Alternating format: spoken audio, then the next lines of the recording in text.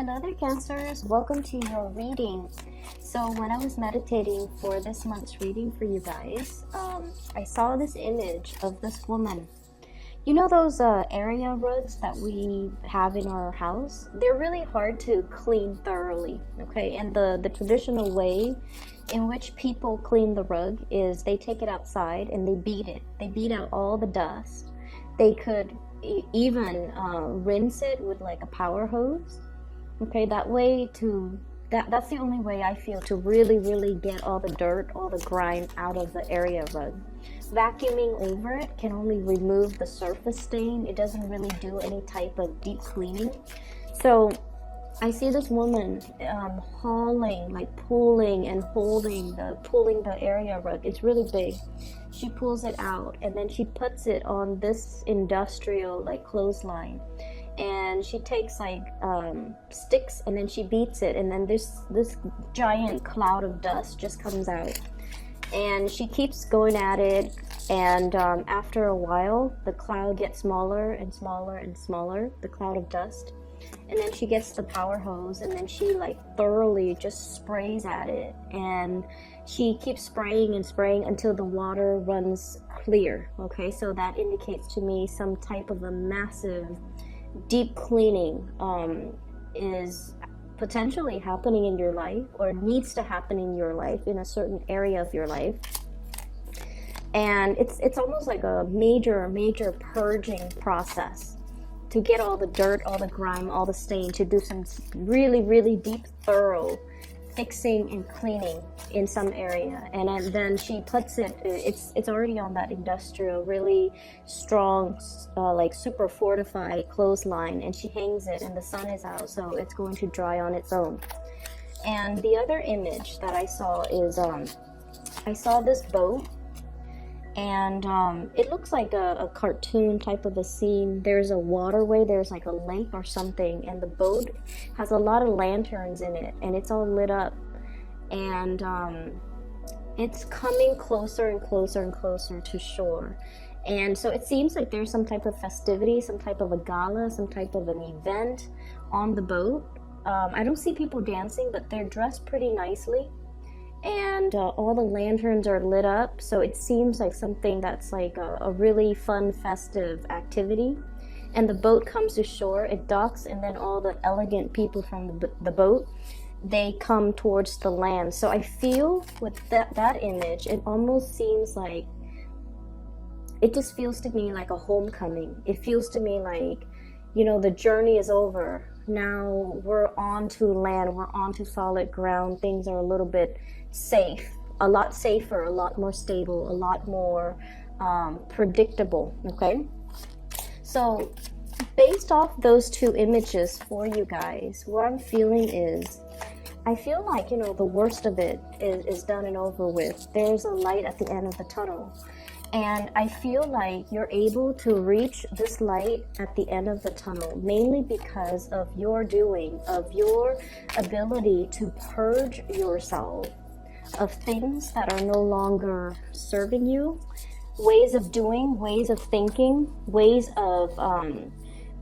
in which many of you have held on to situations and things from your past. Okay, I'm getting an image of somebody being a little bit of a hoarder or a pack rat, somebody needing to like get rid of their possessions and their belongings that they've hoarded since they were, you know, an infant, since they were really young. And I'm also seeing like many of you having a lot of emotional attachments to things, objects, places, and people. And if those experiences have been very positive, then you want to hang on to them, and that's great. But if those experiences have been quite negative, and I feel like they might have been quite negative, you hang on to them, and they really weigh you down. They weigh you down in terms of affecting your self-esteem. They weigh you down by, you know, miring you in a lot of self-doubt. Like, am I worthy? Am I capable? Am I able to move on past this? And I do feel many of you, you know, possibly carrying that around as a security blanket, okay? And one of the reasons why people do that is they carry this security blanket around that might not be entirely positive, in an effort to tell themselves, like, I knew it, I shouldn't have done it because nothing works out.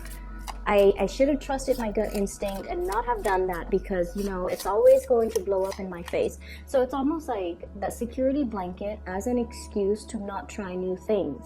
That security blanket as an excuse to tell yourself, you know, I'm a failure, I'm not worthy of new things, or I'm not worthy of all these blessings that are coming into the picture for me.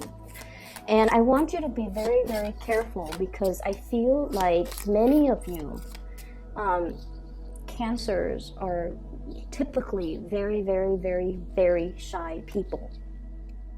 And I also feel like, you know, many of you, you have a social facade that you put on, okay? You like to be liked, and there's nothing wrong with that. We always love to be accepted and to be looked up to and to be liked by other people. And I also feel like many of you, you have a very, you have a way about you where you put people at ease, okay? And you're almost like an emotional and also a social chameleon, where you kind of blend in with your environment as well. And I'm bringing this up because I feel like you like to be liked, and you are very easy to talk to for a lot of people. You're also very nice, very caring, very genuine, and you don't want to see anybody left out. So if you're in a social setting, for example, you want everyone to feel included. So you try to engage everybody in that social context so that no one feels left out, because you're very, very sensitive to if the shoe were on the other foot and you're in a new social environment and you don't want to be left out. You would want to be included, and you would want people to be inclusive towards you. But I also feel like, you know, that really nice social facade, and I feel like many of you, you know, you have a really good heart, but I feel like it comes out in the more of the facade way, where you might bend over backwards and accommodate and do a lot of things for people, especially if they are not deserving of it, okay? And so this whole purging process, okay? I don't need to please anybody, okay? I'm a nice person. I don't need to go out of my way, bend over backwards to prove anything to anybody. I don't need to constantly, you know, look for other people to validate what I feel about myself. And I especially don't need that attention from other people in order for me to accept who I am.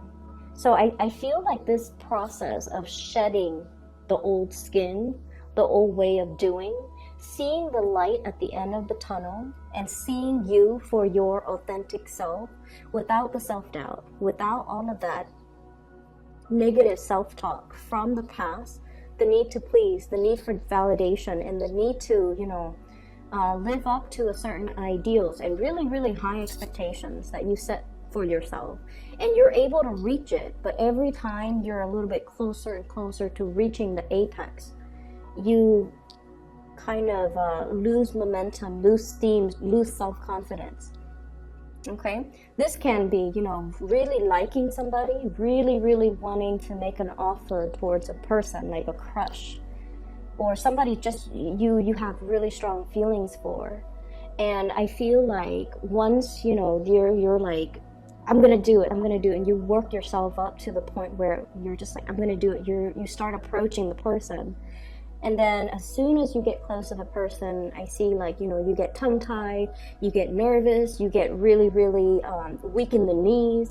And it has nothing to do with the other person's reaction towards you. It's just you talk yourself out of doing things that are actually really, really good for you, okay? So I see a purging process. I see a cleansing. And then I also see reaching that light at the tunnel where you're able to see your authentic self. So it's really, really beautiful. One of the things that I want you to be very careful about, and the 2 5s came out first, so I want to talk about them, okay? You have great cards, by the way. Just let me put that out there. First of all, 5 of Wands. This is a lot about conflict. And it is internal in nature, okay? Internal conflict being the tug of war, the push and pull. On the one hand, we want to hold back. We want to take care of ourselves. We want to preserve our attention, our energy, our time for ourselves, because many of you have big goals, big dreams that you want to materialize, okay? But you're also looking at it like that mountain in front of this man. It's so high. It's covered in trees. There are no clear paved roads. So it's almost like hitting a certain milestone in your life where you want to do big things, but these things, these ideals have never been trailblazed before. No one has done it before. You might not have the proper guidance. You might not have the map. You might not feel like you have the proper mentorship or the right preconditions to allow you to tackle such an to tackle such a great task. Okay, so there's no roadmap. Everything is just a little bit like daunting. Like, how do I get to the top of the mountain? I'm right here. There are no trails. It has never, it's like virgin land. It has never been explored. It has never been touched. And you're a little bit scratching your heads like, how do I do that? So I feel many of you have really, really big goals and big dreams and big aspirations. It's floating out there in the ethers. And I feel like the month of March is when things start to gel and start to culminate. And, you know, the path, one step at a time, will start to kind of clear up for you. Okay? So what I'm feeling is, you know, on the one hand, you want to preserve time, energy, resources in order to build on and to really give yourself permission even to explore this new virgin land, this new big dream that you have. And on the other hand, there are so many demands from so many people asking for your time, asking for your resources. And so I definitely feel this push and pull energy about you. Like, when do I hold back? When do I stop saying yes to others? When do I stop, like leaking my energy towards other people and then feeling exhausted energetically, financially, even just in every way possible, doing and bending over backwards for a lot of people. And at the end of the day, you feel like I don't even have anything left for myself. So that's what I'm sensing here. You're giving away a lot. You have been giving away a lot of your time, a lot of your resources, a lot of your energy that you don't have. And I feel like you need to really draw back. Focus on these big dreams that you're trying to accomplish for yourself, so that you can keep this vision in the center of your mind and you don't lose sight of it.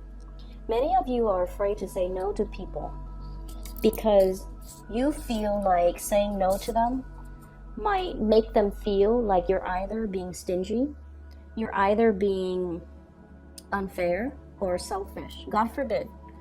You don't want them to think that of you. But I feel like it gets to the point where we all need to draw back our energies and start to learn to take care of ourselves.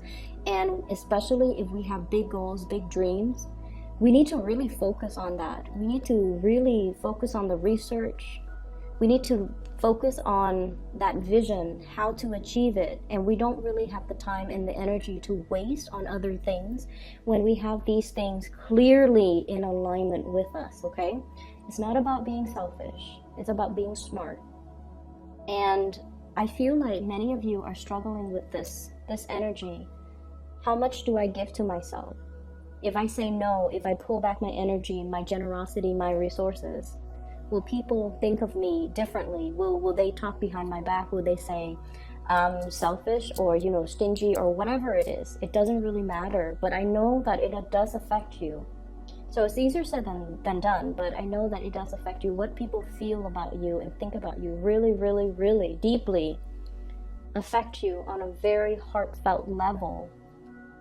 And I would just say that you've been nothing but sweet, and generous and loving to other people. And I feel like it's time for you to turn your back on a few people, especially if they've been kind of milking it, and especially if they have been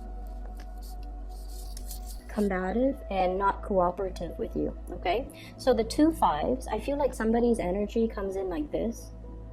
I'm getting like you know, the word homewrecker is usually associated with third parties, but I feel like this is someone who's a little bit destructive, whose behaviors is, when unchecked, can be very catastrophic, who might have like a very perverse way of doing things, or a very careless, impulsive, as well as lack of direction or lack of a strong sense of morality. Okay, I'm seeing the smoke, and the smoke, it blows with the wind. So it's somebody without a strong sense of self. They just kind of flop out there and you know, trying to find themselves, and they might gravitate towards the wrong people. They might experiment with the wrong things.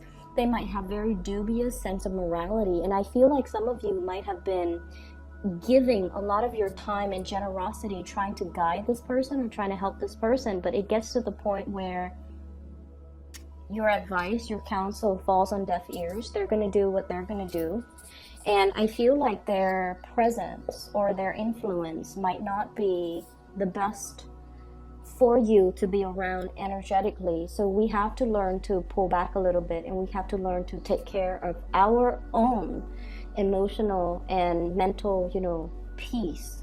Okay, and it's okay to do that. So that's the first energy here. The other thing that's coming into the picture is many of you might have spent a lot of time, I'm hearing like barking up the wrong tree, socializing, wanting to be, you know, included.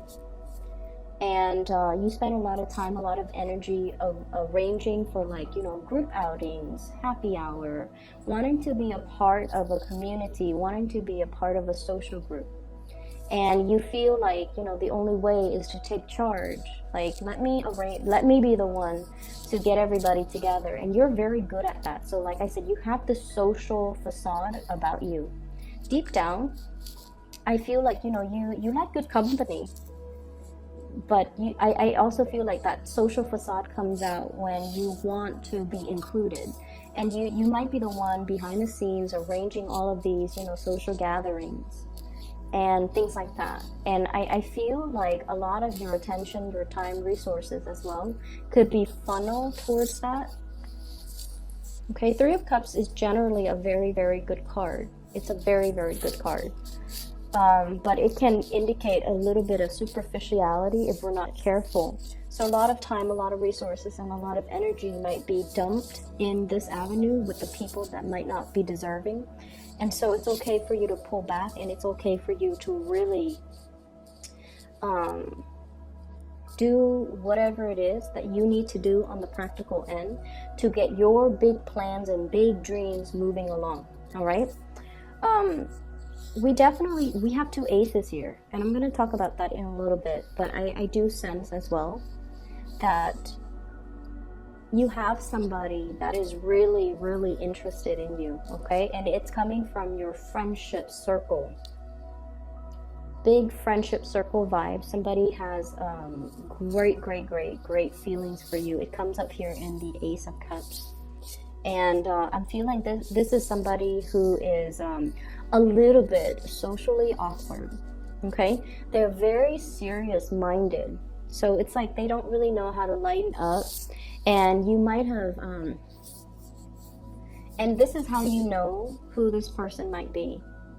So like they can be like social, but I feel like deep down they're very introverted. And then I also feel like they keep to themselves. They keep their own counsel. They don't really share a lot. And I feel like this is somebody who has been through the ringer. They have been through a lot. And so they're a little bit introverted. They find it hard to socialize because when you have been through a lot and then you go out and socialize and people are really talking about, you know, very frivolous things or very minor issues, what I call like first world problems, that person feels like they can't really relate. And I feel like they go to these functions in the hopes that you would be there. They don't really enjoy putting themselves in the spotlight or in an environment where they have to mingle and socialize. But I feel like they do it because they are hoping to catch a glimpse of you, or to run into you, or to be around you.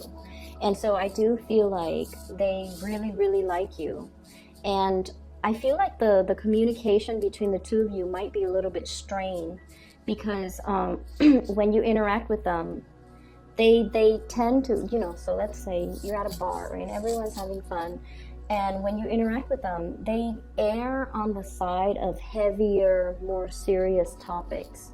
So I say like socially awkward, because in an environment where people are socializing and just having, really lighthearted conversation, this person's so serious that they bring the energy down. Not that they're a bad person, they're just so serious.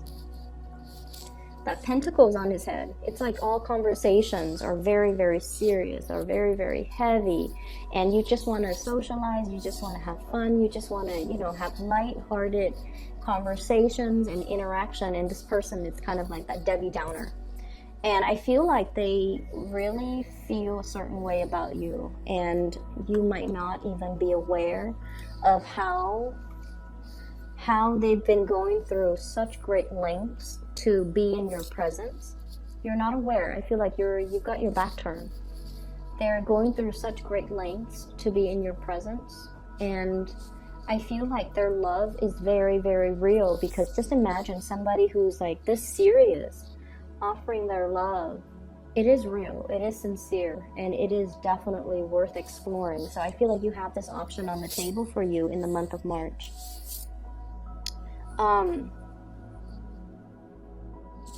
I would say many of you are coming out of this tunnel of light, like out of the dark tunnel into the light. So you might have recently broken up and you're now single. You want to socialize, and there will be opportunities for massive amount of dating, okay? And I feel like you might have a lot of options, but there's definitely somebody here catching your somebody who is really captivated by you. They're definitely more serious. I would say probably a little bit older than you by like about 3 years, 5 years is what I'm sensing. I have 2 3s, 2 5s, 3 of cups, 3 of wands, 5 of swords, 5 of wands. So I feel like there's somebody who might be a little bit older than you by possibly 3 years or 5 years. And I feel like they feel like you're the one. They feel like you're the one. They feel like, you have that sensitivity about you where, like I said, they've been through a lot, but when they talk to you, they feel comfortable. They feel like you never judge them. And water signs in general never ever show judgment or judge others, or ever show disbelief, skepticism or disbelief. When someone tells you a very serious traumatic story, I feel like you just take it in, and because of that, people feel really comfortable naturally sharing a lot of information with you. If you find this person opening up and sharing information with you, I feel like that's because they're looking to make this really, really big offer towards you. So I feel like this is if you're socializing, there will be a lot of options. There's also one person in particular that I feel is going to make this unexpected offer to you. And it's going to be, you're going to feel like, wow, I've really captured this person's imagination. Or, whatever you've been waiting on, the boat is coming in. Okay, so the boats are in. 3 of wands. Waiting for the opportunity. When it comes to the big love or the great love, I feel like that offer is going to be in. You have quite a few people that are interested, and they're in the picture. And I also see you here reciprocating, okay? So I feel like you're going to have some people that you've been eyeing that will be making an offer, and then I do feel the offer is going to be reciprocated. So the period of waiting with this hangman is no longer it's no longer a problem. Okay, so we're heading towards that light at the end of the tunnel, where the boats come in, like that boat with the lanterns on it. And I just see like opportunities for festivities, opportunities for outing, opportunities for really, really extravagant and romantic getaways that are just really right up your alley. Okay, because I see like some very visually appealing places, locations, like just if someone tells you, hey, I've got us tickets to do this, and you're just like, wow, that sounds magical, like something very magical, some type of an outing or socializing event or something is very, very magical, and I feel like it's going to unfold for you. And I see you almost like that anxious little kid who couldn't go to sleep because the next day he's going to Disneyland. That's what it feels like to me, but it has a more romantic slant to it. Okay, needless to say, we have as well Ace of Pentacles. This is a new job, this is a new enterprise, as well as a new income generating opportunity. It's going to be coming into the picture for you. I see many people escalating, going towards like promotions. Okay, like I'm seeing this step ladder, like going up a notch when it comes to your income generating potential. I'm also seeing for many of you, if you have been out of commission, so if you are like, for example, a stay-at-home mom, a stay-at-home dad, you're returning to the work environment. Okay, so the transition, it's going to work out really, really well. But you know, anytime we let our skills lie dormant, so if you've been a stay-at-home mom or a stay-at-home dad and you've been away from the labor force for quite some time, you're going to get a little bit rusty. Okay, so don't beat yourself up over it. If you feel like things are happening so fast that you can't keep up, or you feel like technology has changed, or if you feel like you're dealing with so many systems, so many expectations, so many systems, procedures, and just processes, don't feel bad. You're going to be okay. You just need to flex those muscles and kind of like break away from that rust, and then things will start to flow automatically, because you do have a very intuitive sense of knowing to do the right thing at the right time, like a divine sense of timing.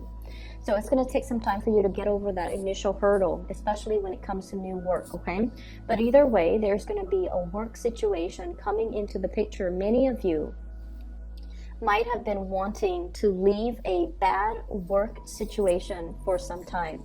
A situation where you don't feel that sense of connection with the people that you work with. You feel like you have to guard yourself or keep yourself on guard with those people. Okay? And so you're shifting into a different work environment where people are nicer, they're less combative and more cooperative. They're nice, they help one another, and the environment is not cutthroat, or the environment is not gossipy, or the environment overall is just a lot more amicable.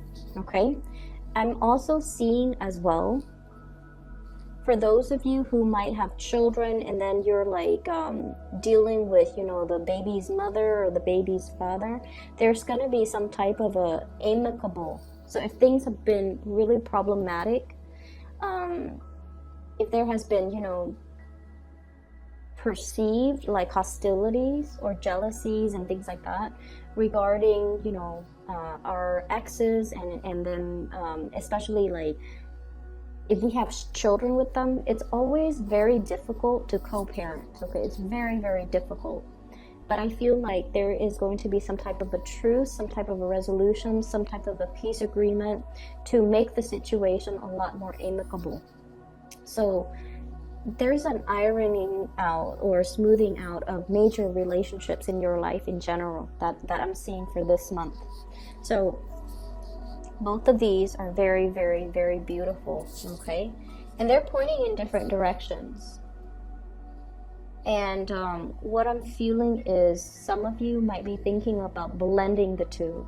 Blending love with money-making activities. So like somebody you might be in a relationship with, you're like, you know what? I have this great business idea. Why don't we, you know, partner up? And then I'm also sensing as well lots of attraction in a new work environment. If you're changing jobs, new work comes first, new money comes first, and then the new love is going to be as well coming into the picture. So you have some beautiful, beautiful, blessed energies that are coming into the month of March for you. It's actually divine timing, because we're shifting, or we have shifted into the time of Pisces, which is a compatible sign. It's a fellow water sign, so the energy is very compatible for you guys, Cancers. So you have some good things that are going to be coming into the picture. I would say get the new work situation, let that sort itself out. If you're jumping into a new environment, keep your nose to the grindstone. Don't, go out too much and socialize with coworkers. You need to know, anytime we're in a new work environment, and we need to kind of know the pecking order, what I like to call the pecking order first, before we jump in and socialize. Because I feel like strategically, it's the smart thing to do, okay? So don't get too involved with the coworkers. Don't get, especially, office romances and get wrapped up in office politics. But it is really smart for us to kind of get the lay of the land, know the pecking order, know who to come to for advice, know who to avoid. And we always have those people in the office environment that might be gossips too, so you don't want to reveal too much. You guys are very friendly, very sociable. You want to be liked, and you want to just jump in and just, make a splash and be very social. But I feel like there are things here that's really telling you, focus on this first, okay? Focus your energy on this. Keep yourself a little bit more closed off. Mainly because I feel like if you're out there trying to make offers, trying to make a splash, it might not be the best move just yet, okay? So get the lay of the land. Understand the who's where on that totem pole before you choose who to ally yourself with, okay? So I hope the reading is helpful, Cancers, and I wish you the best for this month of March 2019. For those who are still emailing me about private readings, believe it or not, I'm still getting these emails. If you're interested in booking a reading for yourself, I have somebody that I highly, highly recommend. Her name is Bridget. She is a psychic out of California. I've included a link to her scheduling website. You can find that below in the description box. If you'd like to book a reading for yourself, I highly recommend her, and she's amazing. And I've used her services. I've also, for like the past 2 years, and I've also recommended a lot of my friends and family members to use her, and they've been really, really satisfied with her reading. She's phenomenal, so I highly recommend her. So Cancers, I wish you the best, okay? I'm really happy to see this for you, and I hope that the second half of the month will bring you much more blessings as well. So take care of yourself.